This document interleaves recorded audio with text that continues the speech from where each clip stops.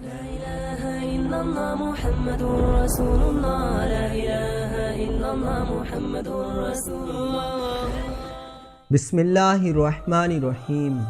السلام علیکم پیارے دوستو، بہت ہی کم لوگ جانتے ہیں کہ واقعہ کربلا کے بعد تمام شہداؤں کو کس نے دفن کیا، کہاں دفن کیا اور کیسے دفن کیا۔ ناظرین اکرام، آج کی اس ویڈیو میں ہم آپ کو بتائیں گے کہ حضرت امام حسین اور تمام شہداؤں کو کس نے دفن کیا اور حضرت امام حسین کا سر مبارک کہاں دفن ہے۔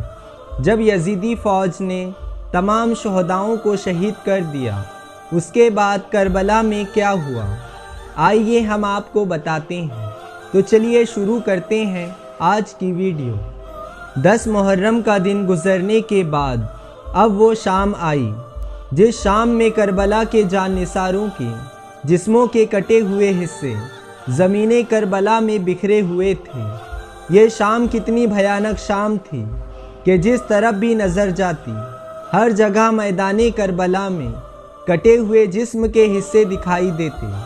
نواسۂ رسول کی شہادت کے بعد فوج یزید کی ہاتھ میں تمام شہیدوں کے کٹے ہوئے سر تھے اور وہاں بغیر سر کے زمین کربلا میں لاشیں بکھری ہوئی تھیں۔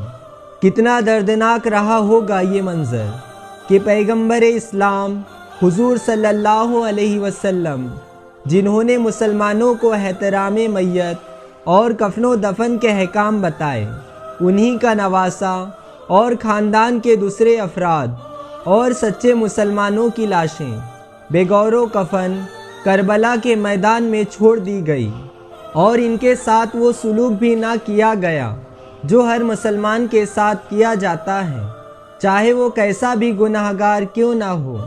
یہ منظر اتنا بھیانک اور دردناک تھا کہ کسی بھی انسان کے برداشت سے باہر تھا، مگر اسیران کربلا نے اسے بھی برداشت کیا، اور یتیموں اور بیواؤں کا قافلہ شہداء کی لاشوں کو بے غسل و کفن دیکھ کر کوفہ روانہ ہو گیا۔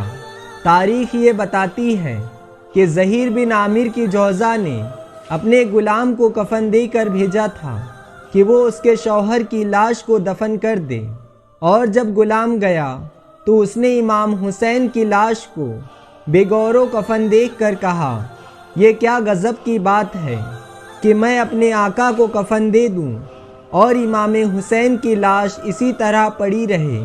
با خدا میں ایسا ہرگز نہیں کروں گا۔ چنانچہ اس نے وہ کفن امام حسین کو دے دیا اور دوسرا کفن لا کر اپنے آقا کو پہنا دیا۔ دوسری روایت یہ ہے کہ ابن سعد کے چلے جانے کے بعد شہادت کے تیسرے دن قبیلہ بنی اسد نے، جو قریب کے گاؤں گازرہ میں آباد تھا، انہوں نے آ کر حضرت امام حسین اور تمام شہداؤں کو دفن کیا۔ علامہ حسن بن علی تبری نے دفن شہداء کے سلسلے میں ایک اور واقعہ بیان کرتے ہوئے کہا ہے کہ فتح خیبر کے بعد یہودیوں میں 2 شخص ایسے تھے جو بھاگ کر عراق کے شہر کربلا کی قریبی وادی میں آباد ہو گئے تھے۔ یزیدی فوج کے چلے جانے کے بعد ان لوگوں نے رات کو لاشیں شہداء سے ایک نور تابندہ نکلتا ہوا دیکھا، اور اس کرامت کے مشاہدے کے بعد وہاں کے باشندوں کو ان لوگوں نے اکٹھا کیا اور کہا، یہ لاشیں اولیاء خدا کی معلوم ہوتی ہیں، لہٰذا ان کو دفن کیا جائے اور سعادت حاصل کی جائے۔ اس کے بعد ان لوگوں نے شہداء کربلا کو دفن کیا۔ حضرت امام حسین رضی اللہ تعالیٰ عنہ کو ایک قبر میں دفن کیا گیا جہاں اس وقت آپ کی مزار مبارک موجود ہے، اور امام حسین کے بعد حضرت علی اکبر کو دفن کیا گیا، اور پھر اس کے بعد دوسرے اہل بیت اور اصحاب کو ایک گڈھا کھود کر سب کو ایک ساتھ دفن کر دیا گیا، جسے آج گنج شہیدہ کہتے ہیں۔ اور حضرت عباس، جو کہ نہر فرات کے کنارے گازرہ کے راستے میں شہید ہوئے تھے، اسی لیے ان کو وہیں دفن کر دیا گیا۔ जहां आपका इस वक्त रोज़े मुबारक मौजूद है। दूसरे शहदा की कब्रों का यकीन नहीं किया जा सकता, सिर्फ ये मालूम है कि वो इमाम हुसैन के इर्द गिर्द दफन हुए हैं। हज़रत इमाम हुसैन रदियल्लाहु ताला अन्हु का सर मुबारक कहाँ दफन है, इस सिलसिले में बहुत सा इख्तिलाफ पाया जाता है। इसमें कई सारी रिवायतें आती हैं। एक रिवायत में आता है कि हज़रत इमाम हुसैन रदियल्लाहु ताला अन्हु का सर मुबारक दमिश्क में तदफीन किया गया।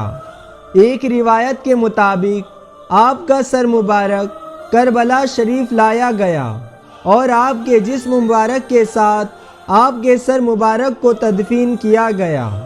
एक रिवायत ये भी है कि आपके सर मुबारक को मदीना शरीफ लेकर आए और आपकी वालिदा हज़रत सैयदिना फ़ातिमा रदियल्लाहु ताला अन्हा की कब्र के बाजू में तदफीन कर दिया गया। एक रिवायत ये भी है कि यजीद ने कहा, हज़रत इमाम हुसैन रदियल्लाहु ताला अन्हु का सर लेकर जाओ और पूरे शहर में इसका जुलूस निकालो। जब यजीदी फ़ौज जुलूस निकालते हुए अस्कलान पहुँचे तो अस्कलान के हाकिम ने कहा कि खबरदार, अगर हज़रत इमाम हुसैन के मुबारक सर का जुलूस निकाला।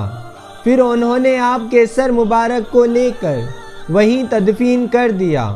जब अस्कलान पर फिरंगियों का कब्ज़ा हुआ तो सालेह नामी एक शख्स ने, जो कि मिस्र का हाकिम था, उसने 30,000 दिनार या उससे ज़्यादा देकर फिरंगियों से आपके सर मुबारक को ले लिया और फिर उस हाकिम ने आपके सर मुबारक को रेशम के कपड़े में लपेटा और वो नंगे पैर वहाँ से कुछ अफराद के साथ 8 जमादिउल आखिर 548 हिजरी को मिस्र में आपके सर मुबारक को लेकर आए। लोग बताते हैं कि उस वक्त भी हज़रत इमाम हुसैन रदियल्लाहु ताला अन्हु का सर मुबारक बिल्कुल तरोताज़ा था और उसमें खून भी नज़र आ रहा था। और फिर हज़रत इमाम हुसैन रदियल्लाहु ताला अन्हु के सर मुबारक को मिस्र के एक शहर काहिरा में दफन किया गया। जिस जगह में आपके सर मुबारक को दफन किया गया है उसे मशहद हुसैनी कहते हैं। नाज़रीन इकराम, एक बहुत बड़े बुज़ुर्ग हैं जिनका नाम शेख शहाबुद्दीन बिन हनफी है। वो इस कशमकश में थे कि यहाँ पर हज़रत इमाम आली मकाम हज़रत इमाम हुसैन रदियल्लाहु ताला अन्हु का सर मुबारक है या नहीं। उसके बाद हुजूर अकरम सल्लल्लाहु अलैहि वसल्लम ने आपको ख्वाब में बशारत के ज़रिए समझाया कि यहीं पर मेरे नवासे इमाम हुसैन का सर मुबारक तदफीन किया गया है। शेख शहाबुद्दीन फरमाते हैं कि उस दिन से मेरा यकीन हो गया कि हज़रत इमाम हुसैन का सरे अनवर यहीं पर है। फिर मैंने मरते दम तक सरे अनवर की ज़ियारत नहीं छोड़ी। कौन भूलेगा वो सजदा हुसैन का, खंजरों तले भी सर ना झुका हुसैन का।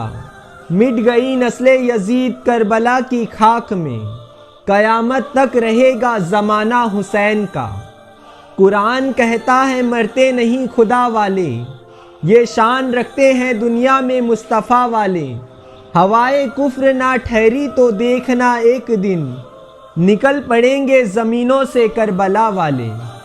प्यारे दोस्तों, हम उम्मीद करते हैं कि आपको ये वीडियो पसंद आई होगी, तो इस वीडियो को लाइक करें, अपने दोस्तों के साथ शेयर करें और ऐसे ही वीडियोस पाने के लिए हमारे चैनल को सब्सक्राइब करें। दोस्तों, मिलते हैं एक और न्यू वीडियो के साथ। जब तक के लिए अपना और अपने करीब के तमाम साथियों का ख्याल रखिएगा।